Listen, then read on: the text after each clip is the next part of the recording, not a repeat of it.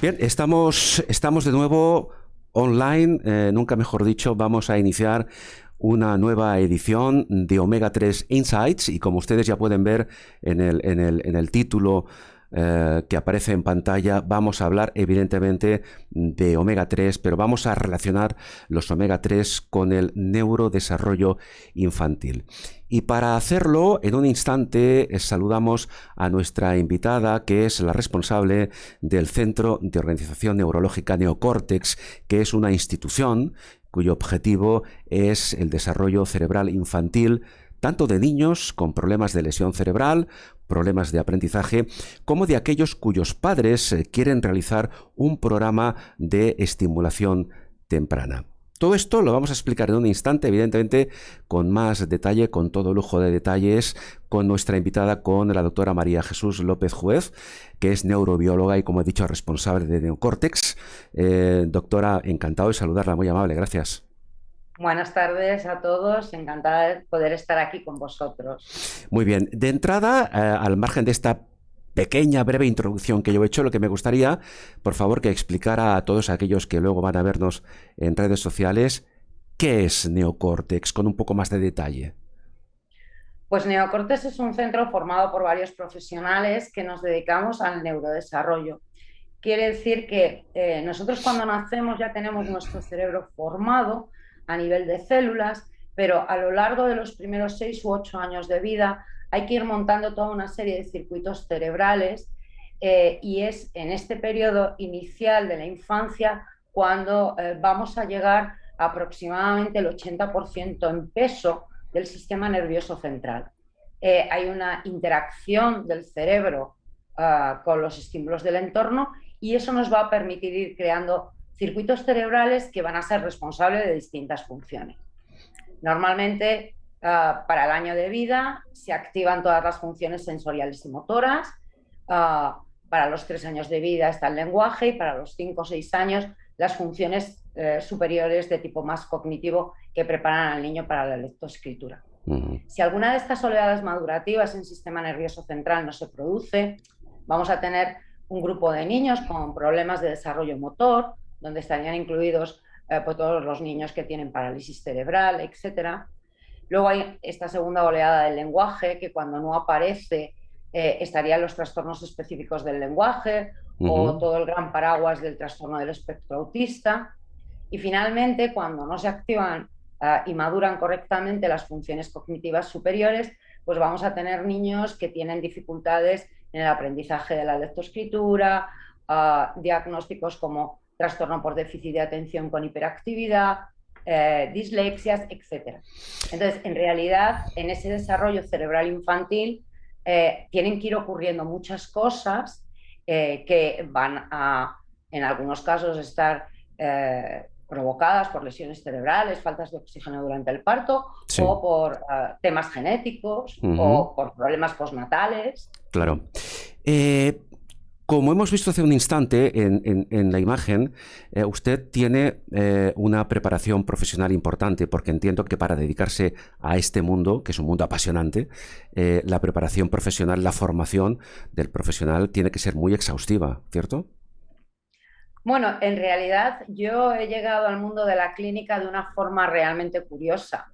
Yo estudié en España ciencias biológicas y mi especialidad fue bioquímica y biología molecular, porque en realidad yo lo que quería hacer era llevar una bata blanca y dedicarme a investigar cerebro de ratas, en la mejor tradición del doctor Cajal, ¿vale?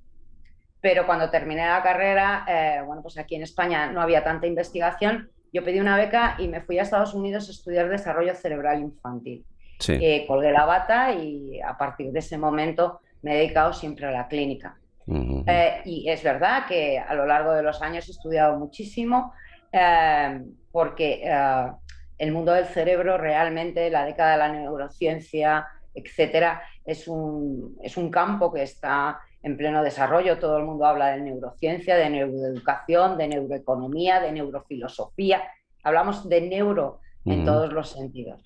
Y el neurodesarrollo, que es donde yo llevo todos estos años trabajando, pues ha cambiado muchísimo. Entonces, la actualización en la formación pues ha tenido que ser importante. Claro, aquí en Neurocórtex creo que son prácticamente 20 años de experiencia, ¿verdad? En Neocortes llevamos desde el año 2000, con lo Ajá, cual, pues 21 años, ¿no? Yo claro. en realidad llevo trabajando en este campo desde el año 87 que llegué a Estados Unidos y me Ujú, puse a trabajar con niños. Quizá sí, yo siempre digo a los padres que más importante que la formación académica per se sí, es la experiencia de llevar 35 años trabajando con todo tipo de niños, todo tipo de síndromes genéticos, todo claro. tipo de problemas de neurodesarrollo, sí. Bueno, trabajando con niños y trabajando con las familias, con los padres de estos niños, que según tengo entendido son más de 1000 familias las que han pasado por el centro, por Neocórtex, ¿no? Sí, bueno, en realidad es que en el neurodesarrollo el papel fundamental lo tienen los padres, ¿no? Entonces, en este proceso del desarrollo cerebral infantil, las figuras más relevantes son el entorno familiar. Yo puedo trabajar muy bien con un niño, pero ni le caigo bien ni le caigo mal, no sabemos cómo Claro, le caigo. Y en cambio, dentro de lo que es el entorno familiar, papá, mamá, la abuela, etcétera, el niño se siente mucho más protegido, el niño tiene muchísima más flexibilidad y sobre todo, bueno, pues yo creo que los padres son los grandes protagonistas de la vida de sus hijos y los hijos los grandes protagonistas de la claro. vida de sus padres. Podemos delegar todo esto en profesionales que por supuesto hacen un trabajo extraordinario, pero creo que realmente en estas etapas del neurodesarrollo la figura de mamá y la figura de papá son muy importantes. Y luego esto nos da una plasticidad Ujú. a la hora de poder trabajar muy grande. Eh, las variables en desarrollo cerebral son frecuencia, intensidad y duración. A lo mejor media hora una vez a la semana no es suficiente, Sí. pero hacer 5 minutos todos los días sí. Y esto realmente está mucho más en manos de los padres que de Sin los duda. profesionales. Sin ningún género de dudas. Me gustaría saber algunos detalles más en esta introducción que estamos haciendo de Neocórtex, de la labor que realizan, que nos va a servir de preámbulo luego para introducir el tema de los omega 3. A grandes rasgos, porque usted antes hablaba de que trabajan con niños, por ejemplo, con parálisis cerebral, síndrome de Down, autismo, retraso psicomotor, etcétera, ¿no? ¿Cómo se lleva a efecto, por ejemplo, aquí en Neocórtex, lo que es la evaluación neurofuncional del niño? ¿Cuál es el punto de partida? Bueno, nosotros la evaluación neurofuncional está basada en los grandes hitos del desarrollo. Entonces, en realidad yo cuando trabajo con un niño, al margen de ver cuál es su edad cronológica, que puede ser más o menos interesante, cuánto tiempo ha pasado desde que ha nacido hasta ahora, nuestro trabajo en realidad es evaluar qué herramientas neurológicas tiene y qué herramientas neurológicas le faltan. De forma que no tanto trabajamos ni con el diagnóstico ni con la edad cronológica del niño, sino en el desarrollo de la ruta visual, por ejemplo, cuáles son las herramientas visuales que este niño tiene. Porque a lo mejor es un niño que tiene 3 años, pero neurológicamente tiene herramientas visuales de 18 meses. Sí, O entonces, realmente lo que hacemos es ir evaluando herramientas visuales, herramientas auditivas, herramientas motoras, herramientas del lenguaje, de la función manual y diseñar un programa de estimulación para llevarle al siguiente nivel de desarrollo cerebral, de forma que en algún momento nos podamos acercar en la medida de nuestras posibilidades a la edad cronológica. Pero en realidad nosotros nos dedicamos a estimular cerebros sí. en función del nivel de desarrollo que tiene ese cerebro, ¿vale? Y una vez que hemos desarrollado eso, pues si pones la transparencia número 3, ¿a qué Ujú. nos dedicamos nosotros? A la neurobiología del enriquecimiento ambiental. ¿Por qué? Porque en realidad nuestro objetivo teórico es estructurar circuitos cerebrales. Yo creo que en la transparencia número 4 que hemos traído aquí se ve que cuando tú tienes un enriquecimiento en frecuencia, en intensidad, en duración de estímulos neurológicamente relevantes para ese cerebro, quiero decir que si un niño tiene 6 años y queremos que lea y le estimulamos con lectura, pero tiene un nivel visual de 18 meses, esos estímulos no son neurológicamente relevantes para ese cerebro. Buscamos la creación de circuitos cerebrales que sean responsables de las funciones. Uno de los principios básicos de la neurociencia es que no puede haber función si no hay una estructura cerebral que la sujete, ¿vale? Claro. O sea, si yo no hablo alemán porque sea vaga, yo no hablo alemán porque no tengo circuitos cerebrales de codificación fonológica del alemán, Sí, ¿vale? Entonces, los niños necesitan desarrollar esos circuitos cerebrales para conseguir lograr esas funciones. entiendo. En general, ¿cuáles serían los problemas de neurodesarrollo más frecuentes en edad infantil? Pues en los últimos años, afortunadamente, en la primera oleada de los problemas motores, que antes nos encontrábamos muchísimos más niños con parálisis cerebral, por Ujú. lo menos en el primer mundo, en España, con un sistema médico de muchísima calidad, el número de niños con afectaciones neurológicas más graves ha disminuido, ¿vale? Antes había muchísimos más niños en silla de ruedas, yo creo que todo el mundo lo puede ver. A día de hoy el número ha disminuido tremendamente. Y Ujú. sin embargo, lo que más ha aumentado en estos momentos son los trastornos del espectro autista, ¿vale? Son niños que caminan, que no consiguen conectarse con el entorno y que no tienen herramientas de comunicación y lenguaje. Cuando yo empecé a trabajar en este campo, la tasa de prevalencia del autismo estaba en 1 de cada 10.000 niños, Ujú. ¿vale? Bien es cierto que las evaluaciones eran de los casos más graves. Según han ido cambiando los criterios de evaluación, que se han ido haciendo más amplios, en estos momentos estamos en 1 de cada 100 Sí. y en algunos lugares en Estados Unidos están en 1 de cada 58. Ujú. Entonces, es verdad que el rango de autismo ha cambiado mucho porque tenemos desde los casos más graves hasta los casos más leves, pero Ujú. es verdad que los trastornos de la comunicación y el lenguaje claramente han aumentado. Y los trastornos del aprendizaje en todas sus presentaciones en un mundo mucho más demandante y con una crianza muy diferente, pues están también aumentando mucho. Es decir, por ejemplo, antiguamente veíamos niños que con 5 años ya tenían prácticamente desarrollada su ruta visual, Ujú. ¿vale? Ahora lo estamos viendo para los 7 años. Tiene que ver con dos cosas muy claras. Cada vez se pasa más tiempo a la corta distancia, trabajando en pantallas, trabajando en ordenadores, viendo la Claro. televisión, la tablet, y cada vez se pasa menos tiempo en campo abierto.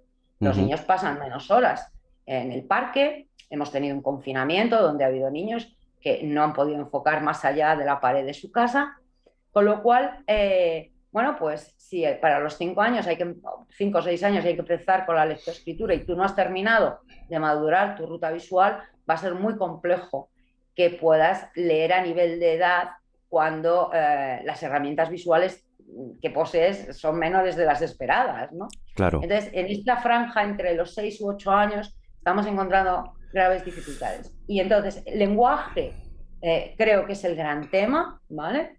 El desarrollo del lenguaje y luego el otro, herramientas básicas para el aprendizaje. Claro. Hablando de neurodesarrollo, de concepto de neurodesarrollo, esta fase se inicia, entiendo, a través de un proceso dinámico, digamos, de interacción entre el niño y el medio que lo rodea. Quiero decir que, una vez dicho esto, entiendo que quizás son los padres de esos niños, normalmente, pregunto, los primeros en darse cuenta que ese niño tiene un problema de neurodesarrollo. ¿Esto es así habitualmente? En general, sí, ¿vale? Si los padres tienen cierta experiencia con la infancia. Ujú. Y no en los últimos años, puesto que nos encontramos, a ver, sociológicamente esto ha cambiado mucho. Ujú. Cuando una madre estaba expuesta a 2 o 3 hijos y además su hermana, su vecina, las familias eran mucho más numerosas, la experiencia en la crianza de los hijos está relativamente extendida, ¿vale? Ujú. Sí. La abuela decía, este niño no sujeta el cuello, mamá decía, este niño no sujeta el cuello. A día de hoy, con unas madres cada vez más añosas, que a la gente no le gusta que digamos esto, pero cuando tienes tu primer hijo para los 37, 40 años, habiéndote dedicado profundamente a tu carrera profesional y con muy pocos niños a tu alrededor, no siempre este es el caso, ¿vale? Bien. Yo creo que en este campo la pediatría y las revisiones de pediatría muchas veces ponen a los padres en alerta. También en muchas ocasiones los niños van a escuelas infantiles y son los propios especialistas en la escuela infantil, las maestras de infantil, etcétera, las que Sí. empiezan a decir, este niño tiene problemas a la hora de relacionarse con otros niños, en el patio se queda solo, tiene intereses muy repetitivos. Y los padres igual no se habían dado cuenta porque con un hijo Claro. solo y a estas edades, entonces antes era más común que fueran los padres, Sí. a día de hoy, bueno, todo el entorno, ¿no? Cuando decimos que para educar hace falta una aldea, pues toda la aldea, sean los abuelos, sean los maestros, sean los padres, sean los pediatras, Ujú.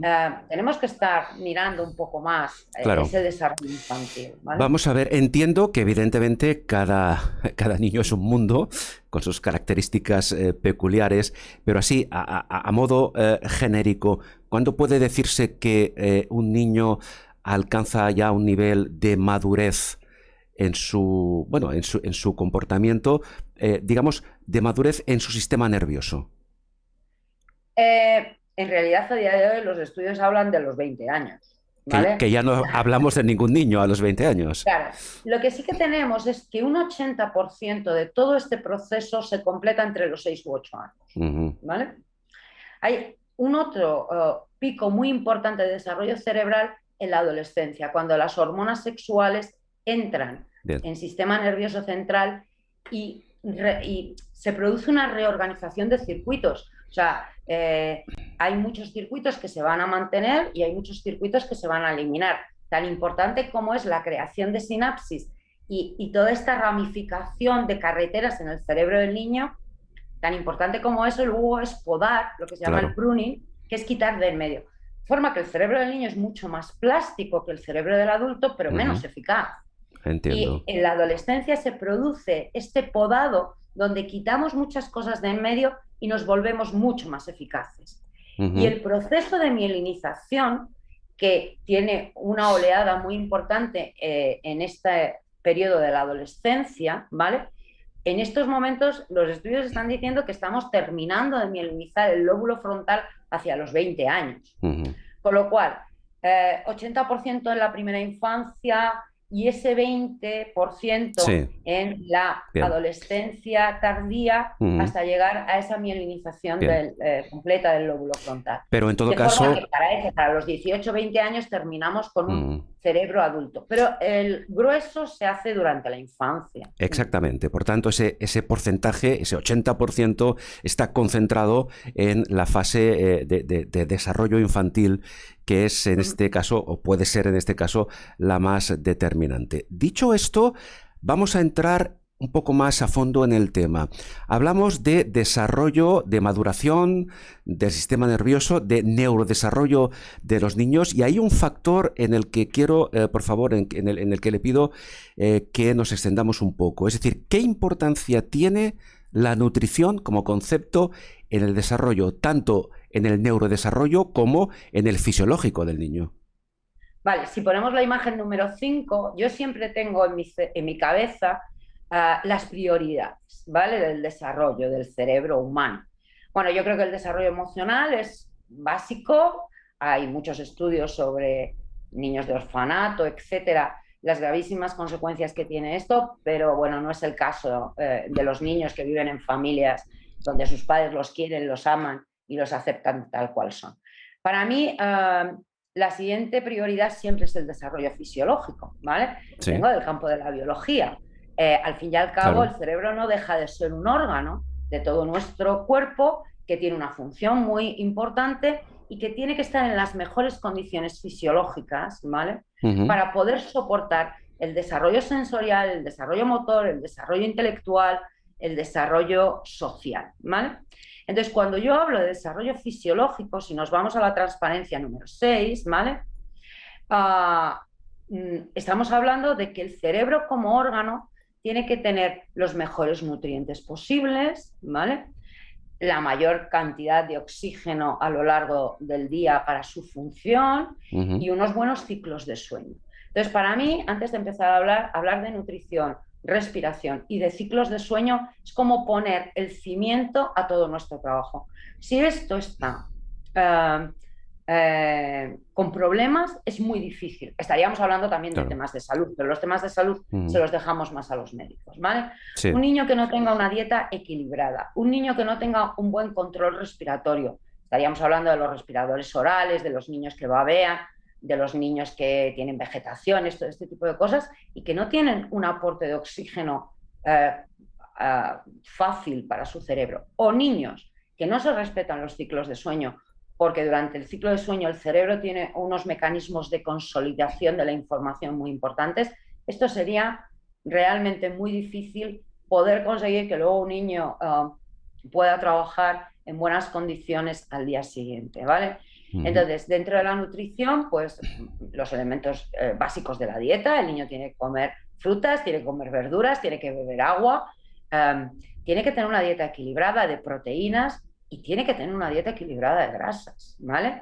Entonces, para mí, la suplementación en aquellos nutrientes en los cuales sabemos a día de hoy que no siempre la dieta está aportando esos nutrientes, me parece muy difícil poder conseguir una buena función cerebral si no estoy dando los elementos estructurales que permiten la creación de eso. O sea, Claro. quiero decir, cuando yo digo que un niño va a leer, en realidad lo que estoy hablando es cómo se montan los circuitos cerebrales del córtex visual, Sí. ¿vale? Y si la información del córtex visual llega de forma fácil al lóbulo frontal.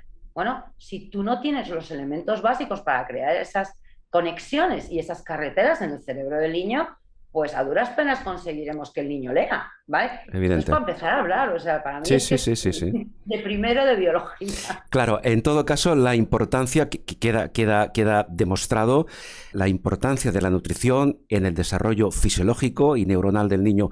Porque, claro, un niño, doctora, con una buena alimentación, una alimentación equilibrada en los sentidos que usted ahora nos indicaba, entiendo que tiene menos posibilidades de sufrir diferentes trastornos, tanto a nivel nutricional, por ejemplo, anemia, sobrepeso, obesidad, problemas de aprendizaje escolar, etcétera.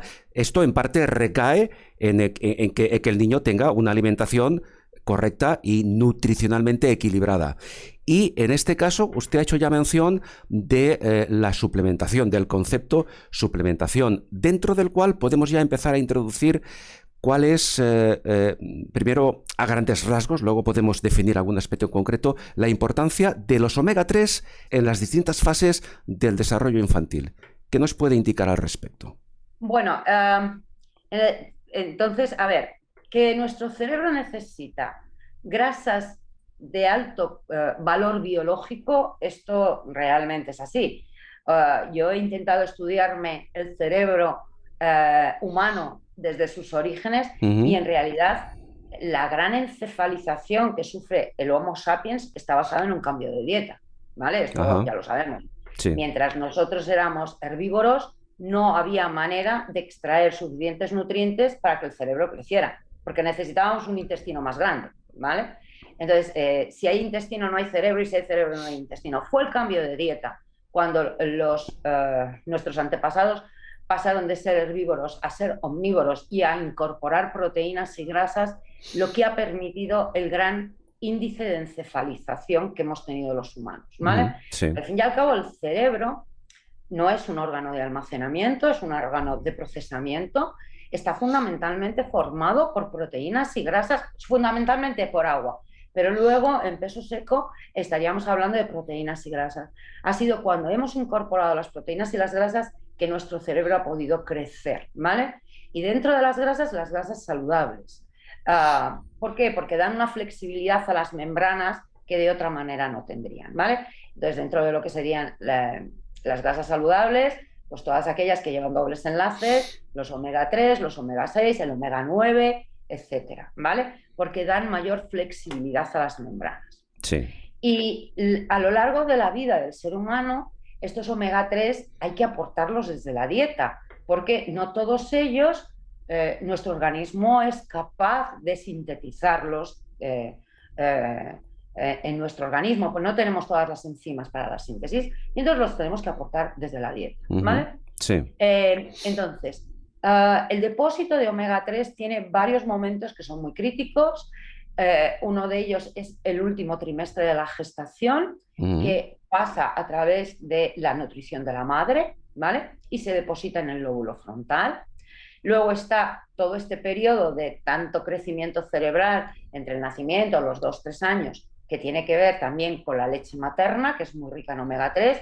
De hecho, se empezó a suplementar la leche maternizada con omega 3 porque se vio que realmente era una necesidad nutricional para los lactantes. Y luego, finalmente, en la segunda fase de la infancia, donde ya no son lactantes, es a Ujú. través de la dieta, Claro, ¿vale? claro. ¿Cuál es el tema fundamental de los omega 3? Pues que son aceites que vienen de pescados azules de aguas frías, ¿vale? Sí. Bueno, en realidad, en los últimos años la dieta ha bajado mucho en pescado por varios motivos. Uno de ellos yo creo que tiene mucho que ver con el tema de la contaminación del mar. Lo Ujú. hemos contaminado tantísimo y es un problema. Sí, También tiene que ver con la pérdida de la cultura de la dieta mediterránea. La dieta exactamente. mediterránea en España ya es muy escasa. En España ahora Ujú. mismo tenemos dieta occidental, mucho más Claro. copiada de la dieta americana, ¿no? O sea, Lo cual es un grave error por nuestra parte. bueno, yo creo que nosotros hemos tenido una herencia cultural que era la dieta mediterránea que en los Ujú. últimos 20 años hemos dilapidado, ¿vale? Sí, sí. Creo que, bueno, pues en los años 60, teniendo menos cantidad de alimentos, ¿vale? La dieta era mucho más equilibrada, Sin duda. ¿vale? La legumbre, la Claro. verdura, la fruta y el pescado, ¿no? En ese Y sentido, claro, yo creo que y todo esto, doctora, influye en la alimentación del niño. claro, claro. O sea, yo conozco, a ver, por ejemplo, yo conozco muchos niños tomando yogures para tener calcio y muy Claro. pocos niños comiendo espinacas, Sí, que es sí. una fuente mucho que es natural de Bien. calcio, ¿no? Entonces, yo creo que sardinas, Ujú. boquerones, caballa, estas Claro. cosas los niños ya no las toman Creo como que para hay, consumir. creo que hay pocos niños que coman ese tipo de alimento, sin duda. Bueno, pues es que son las fuentes naturales, Claro, ¿vale? claro. De Bien. omega 3. O Sí, sea, sí. quiero decir, Bien. Pero claro, como nuestra dieta, en parte, a partir de los ejemplos que se acaba de poner, es una dieta carente de determinados alimentos que aportan omega 3, ¿qué hay que hacer para intentar paliar en la medida de lo posible esa carencia de omega 3 para que no influya negativamente en el desarrollo fisiológico, en el desarrollo neurológico, en la función visual, de la que ahora hablaremos, en edades infantiles? bueno, yo claramente suplemento, porque yo no me dedico, o sea, yo no doy fármacos, ¿vale? Mm. Yo suplemento la alimentación. Quiero decir que a mí cuando me pongo un programa de nutrición, digo, y hay que comer fruta, y hay que comer verdura, y hay que tomar, porque ni las vitaminas ni los omega 3 son fármacos, ¿vale? Claro. Son elementos nutricionales, Ujú. en algunos casos micronutrientes, ¿vale? Que tienen que estar aportados por la dieta. Y si la dieta es excesivamente refinada o muy rica en hidratos de carbono, pues la pasta, el arroz, las galletas, todo este tipo de cosas, en realidad se producen estados carenciales. O sea, Ujú. entonces, no estoy medicando, estoy suplementando la dieta con algo que tú necesitas, Claro. ¿vale? Para construir eh, un cuerpo y un cerebro de buena calidad, que sea Ujú. lo más eficaz posible a la hora de procesar información, que para eso está el cerebro, para procesar información, ¿vale? Y Evidentemente. para adaptarse al entorno. Bien, entonces vamos a ver, concretamos un poco más. Un niño en esas edades de desarrollo fisiológico y neurológico con una carencia de omega 3 en su alimentación puede sufrir, por ejemplo, problemas de déficit de atención o problemas de hiperactividad. ¿Qué otros problemas puede sufrir Bueno, en relación a la carencia de omega 3 en su alimentación? los primeros estudios en todo esto fueron basados en medidas de CI, de cociente intelectual. Ujú. Los niños cuyas madres no habían tomado pescado en el embarazo, ¿vale? Puntuaban más bajo en los test de inteligencia, básicamente, ¿vale? Claro. Quiero decir, mira, los omega 3, si, me vas a permitir, ¿no? Inicialmente los omega 3, imaginaos un salmón. Un salmón vive en las aguas frías de Noruega, Ujú. ¿vale? Sí. Si no tuviera grasa, el agua de las células se congelaría y se quedaría en cristales. ¿vale? Y como un ladrillo se iría al fondo, porque sería un bloque de hielo, ¿vale? Entonces necesito una grasa que a bajas temperaturas se mantenga líquida, ¿vale? ¿De acuerdo? Para poder seguir nadando y no hundirme como un ladrillo, Ujú. porque o estoy congelado o la grasa a esta temperatura es sólida, ¿vale? Bien. Y una de las características de los omega 3 es que a temperaturas muy bajas se mantiene líquido, ¿va? Ujú. Es decir, permite que el salmón esté a 4 grados bajo cero y no se congele. Muy bien. Es decir, los omega 3 dan mucha fluidez a las membranas, Ujú. ¿vale? ¿De acuerdo? Entonces, cuando una membrana neuronal es rica en omega 3, es una membrana flexible, no es una membrana rígida. Es una Ujú. membrana que cuando expone los receptores de neurotransmisores, de hormonas, ¿vale? Eh, Tiene capacidad de ser a temperatura corporal a 36 grados centígrados, ser muy fluida, ¿vale? A ver, yo trabajo con padres y no me gustaría que los profesionales aquí dijeran que qué simplificación, ¿vale? Pero yo trabajo con padres. Claro, claro. Tú imagínate una dársena de un Ujú. autobús, ¿vale? Construida con cemento. Pues o el autobús acierta y entra en la dársena o no hay nada que hacer. Sí, sí. Ahora, imagínate una dársena que baile. Y entonces que viene el autobús y entonces hago todo tipo de movimientos para que el autobús me encaje, ¿vale? Pues eso serían nuestras membranas cuando tienen más omega 3 en la composición Ujú. que cuando no lo tienen. Claro. De membranas más rígidas a la hora de exponer los receptores de neurotransmisores o los receptores de hormonas o Sí. la capacidad de conectar unas con otras, sistemas más rígidos o sistemas más flexibles. Claro. Y lo que necesita el niño en esa edad es un sistema flexible Muy para flexibles. poder desarrollar todas sus capacidades. Pero hasta ahora ¿Vale? hemos estado hablando hasta ahora de omega 3 en sentido genérico, pero creo, doctora López Juez, que tendríamos en este momento que diferenciar entre los omega 3 DHA y los omega 3 EPA. ¿Qué Vale. funciones tiene cada uno de ellos en la fase de neurodesarrollo y de desarrollo fisiológico en el niño? Vale, fundamentalmente yo trabajo con el DHA, ¿vale? Yo soy muy básica. Si ponemos la imagen 9, Ujú. ¿vale? Yo trabajo con el DHA. ¿Por qué? Porque la concentración de DHA es muy alta en corteza cerebral y en retina, ¿vale?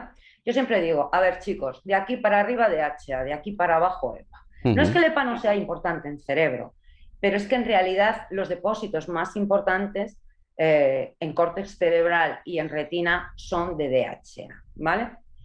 El EPA tiene, y yo creo que algunos artículos que he leído durante el tema de la pandemia y tal y cual, ¿vale? Sí. Tiene un efecto importantísimo en el equilibrio de las prostaglandinas y los leucotrienos. Tiene que ver con todo el equilibrio entre moléculas proinflamatorias y antiinflamatorias, ¿vale? Ujú. Entonces, bueno, pues mucha enfermedad proinflamatoria a día de hoy, ¿vale? Pues todos los artrosis, las artritis, las fibromialgias, se ven claramente beneficiadas por el consumo de EPA. Pero yo no soy una especialista en ese campo, pero sí sé que, bueno, pues todo lo que tiene que ver con proinflamación y procesos más de tipo autoinmune, digo, con todo esto que hemos pasado del coronavirus, etcétera, Sí. creo que la función o el papel del EPA es muy importante. Pero bueno, yo en principio trabajo con niños pequeños donde los procesos proinflamatorios en su cuerpo son menores. Hay todavía un Claro. metabolismo muy potente. Y sin Ujú. embargo, el DHA sí que para mí es un elemento clave, ¿vale? ¿Por qué? Pues porque hemos visto en la transparencia número 9 Ujú. o en la imagen número 9 que realmente es el corte cerebral es un tejido muy rico. El otro que es muy rico es el esperma, ¿vale? Es el siguiente. Entre el cortes y la retina está el esperma. Yo no me dedico a esto, pero si hay algunas células que necesitan ser muy flexibles y moverse muy bien, son los espermatozoides en su viaje hacia el óvulo, Claro. ¿vale? O sea, creo que muchos de los temas que se han comentado a lo largo de mucho tiempo sobre los problemas de infertilidad masculina tenía que ver con la poca movilidad de los espermatozoides. Sí, sí. Bueno, tendremos que ver si no soy experta en ese campo, pero igual suplementación de omega 3 Ujú. para asegurarte que esas Bien, membranas son capaces de claro. moverse. El Vale. concepto de Pero flexibilidad. Sí, sí, sí. concepto de flexibilidad, Muy bien. ¿vale? Y yo no hago más que pensar en los salmones a menos 4 grados Claro. centígrados, Sí, sí, sí. ¿vale? ¿Vale? Que se Es mueven, muy básico. se mueven muy bien, pero frío deben pasar. Claro, claro. Frío seguro que Eh, pasan. entonces, si nos vamos a la imagen número 10, pues es que realmente la sinapsis, la mielina, todo lo que tiene que ver con la base neurobiológica del desarrollo cognitivo Ujú. de los circuitos cerebrales, los omega 3 están participando de todo eso, ¿vale? Entonces, realmente creo que es muy importante. Y no lo digo yo, que lo dicen autores tan importantes como en la imagen número 11, pues la Asociación Española de Pediatría habla de la importancia del DHA en el desarrollo visual y neurológico del niño. Ujú. ¿Vale? Sí, ¿De sí. acuerdo? Vale. Y luego, entonces, el neurodesarrollo lo tenemos muy claro. Luego, sí que hay estudios donde lo que nos dicen es que el DHA además es fundamental en salud mental, ¿vale? Donde los niveles óptimos de DHA permiten, bueno, estar en mejores condiciones de afrontamiento. Cuando una madre tiene, por ejemplo, niveles bajos de DHA, tiene mayor um, predisposición a desarrollar depresión, ¿vale? Y los niños TDAH, ¿vale? Quiero decir que lo que pasa es que yo no me gusta meter el TDAH como enfermedad mental, aunque hay algunos autores Sí. que lo buscan así, porque en realidad el TDAH o es un problema de neurodesarrollo, de no haber desarrollado todavía plenamente el lóbulo frontal, o Ujú. tiene que ver con una disminución anatómica de ese lóbulo frontal. Entonces, en unos casos es un tema de neurodesarrollo y en otros casos Bien. claramente de una patología Ujú. anatómica. O sea, el lóbulo Sí. frontal de algunos niños es más pequeño, ¿vale? Doctora López Juez, antes también apuntábamos sobre la marcha la influencia, insisto, en edades tempranas, en edades infantiles, de la aportación, en este caso de DHA, en la función y el desarrollo visual del niño.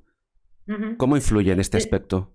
Sí, claramente, volvemos al concepto de flexibilidad. Ujú. La retina también es un tejido muy rico en DHA, y es que la pared de los conos y los bastones, que son los fotorreceptores de la membrana de las células que están en la retina, son muy ricos en DHA. Entonces, todo lo que es la estructuración de la ruta visual del niño, la vía parvocelular, la magnocelular, y yo me encargo de los colores, y yo de los detalles, y yo me encargo de percibir el movimiento, y yo soy capaz de alinear los dos campos visuales en el mismo punto para tener una buena convergencia visual de cara a la lectura, de cara a la escritura. Ujú. Entonces yo siempre que hago programas de estimulación visual, me Sí, aseguro que haya suplementos de DHA, vuelvo a decir, porque si yo te estoy mandando estímulos desde fuera, me sí. tendré que asegurar que los nutrientes desde dentro que van a optimizar todo ese trabajo están ahí.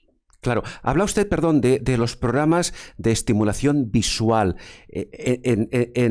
Dicho en pocas palabras, estamos hablando de una técnica que enseña al bebé, al niño, a ver mejor, a interpretar mejor las imágenes que visualiza. ¿Es eso Claro, básicamente? a ver, yo no soy oftalmólogo, lo cual quiere decir que yo no tengo ni idea de la salud del ojo. Me sé la estructura del Claro. ojo, pero si tengo cualquier duda de que el ojo, el órgano receptor del ojo tenga algún problema, Ujú. ¿vale? Derivo a un oftalmólogo, ¿vale? Sí, Dicho esto, yo no trabajo con los ojos, yo trabajo con la visión. ¿La visión qué es?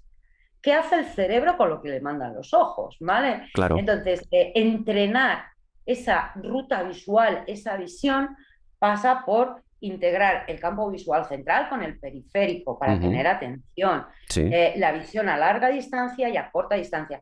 Por supuesto que el órgano del ojo tiene que estar sano, pero a ver, ¿qué deja de ser enseñar a leer a un niño si no ujú. es entrenar su cortes visual a decodificar símbolos visuales abstractos? Sí, ¿Vale? Solo que para llegar a eso tengo que haber sido capaz de enfocarlos, ver en color, ver en detalle, ver en blanco y negro. Tengo que tener memoria visual, tengo que tener discriminación visual, tengo que tener constancia de forma, pues no es lo mismo una mayúscula que una minúscula, pero resulta que el cerebro tiene que interpretarlo como lo mismo, ¿vale? Claro, claro, claro. Entonces, todo eso es entrenamiento visual. Entonces, Ujú. hay herramientas que son más primitivas y más básicas, Sí. y hay herramientas que son más cognitivas y más sofisticadas, pero no deja de ser todo visión Ujú. y visocognición. Claro, en esos casos que hemos comentado, afectación en diferentes aspectos del desarrollo del niño, en el ámbito fisiológico, en el ámbito de neurodesarrollo, a partir del momento en que se incorpora la aportación correcta de omega 3, en este caso de DHA, la mejora se produce ¿en qué lapso de tiempo? ¿Cómo se observa que ese niño está avanzando en su progresión? A ver, nosotros evaluamos a los niños cada 6 meses, ¿vale? Ujú. Para medir y tenemos herramientas de medida bastante estandarizadas, ¿vale?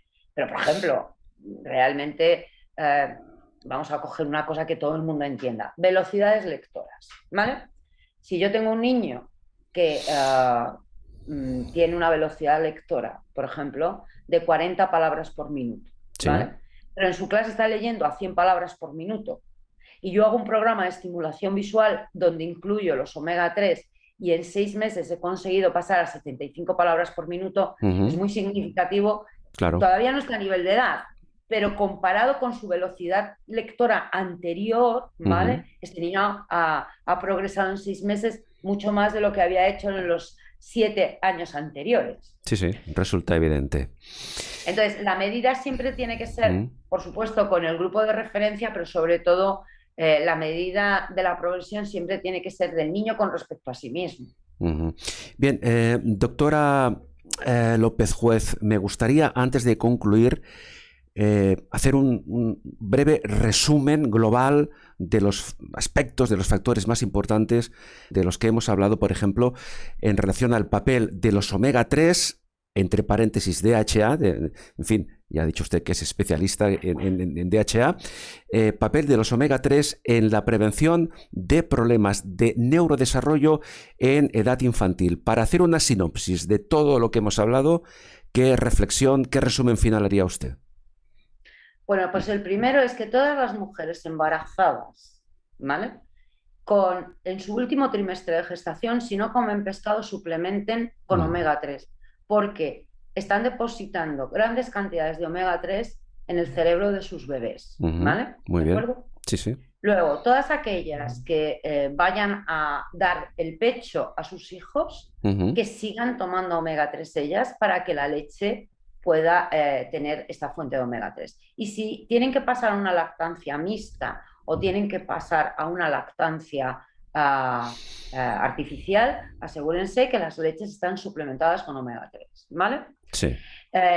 Introduzcan pescado azul cuando se lo diga su pediatra y no prescindan de él, es un elemento fundamental.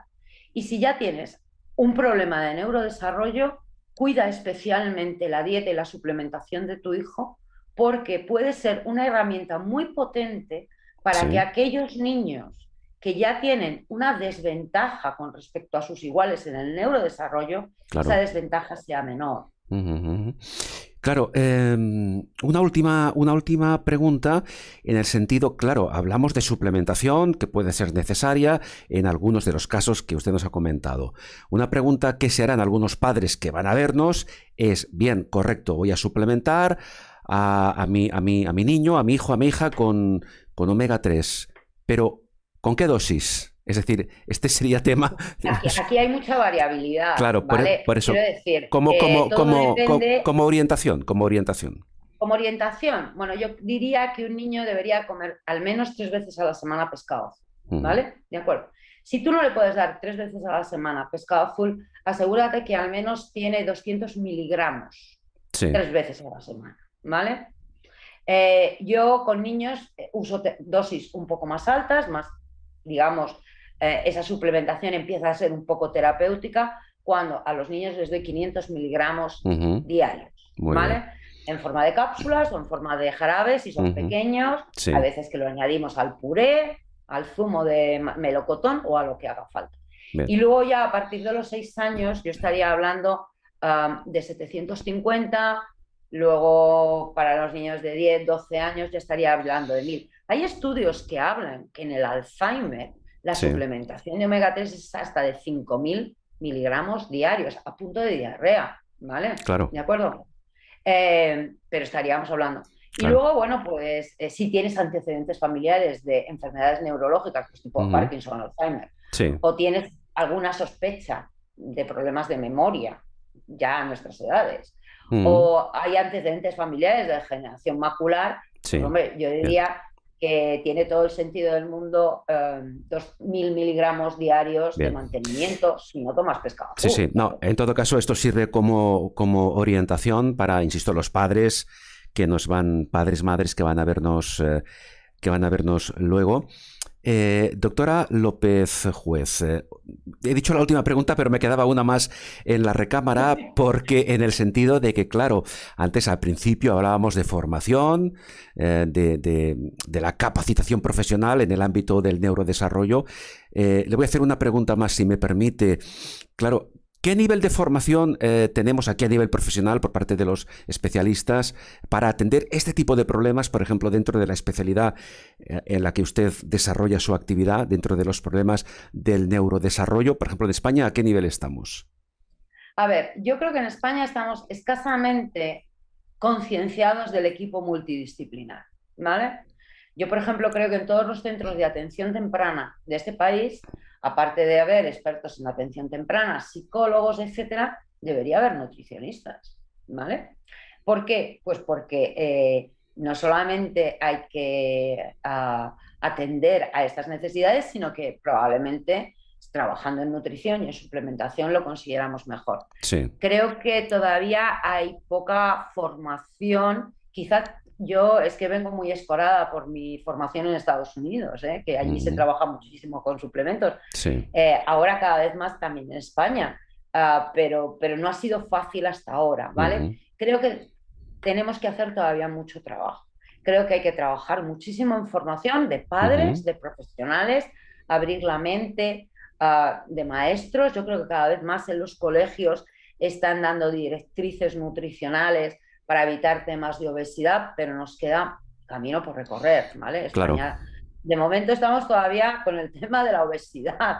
Eh, el tema de la calidad nutricional todavía está Ujú. un poco lejos. Bueno, ahora sí, doctora María Jesús López Juez, usted, además de su vertiente asistencial, también es autora de varios libros que ahora vamos a ver en pantalla, que son libros, evidentemente, no podía ser de otra forma, que hablan del neurodesarrollo, ¿verdad? En que Sí, claro. básicamente a quiénes van dirigidos estos libros. ¿Están dirigidos a profesionales, a familias, a padres, a madres? Fundamentalmente son libros para padres, ¿vale? O Ajá. sea, yo hago mucha formación de profesionales, pero mi día a día en el despacho es con padres, ¿vale?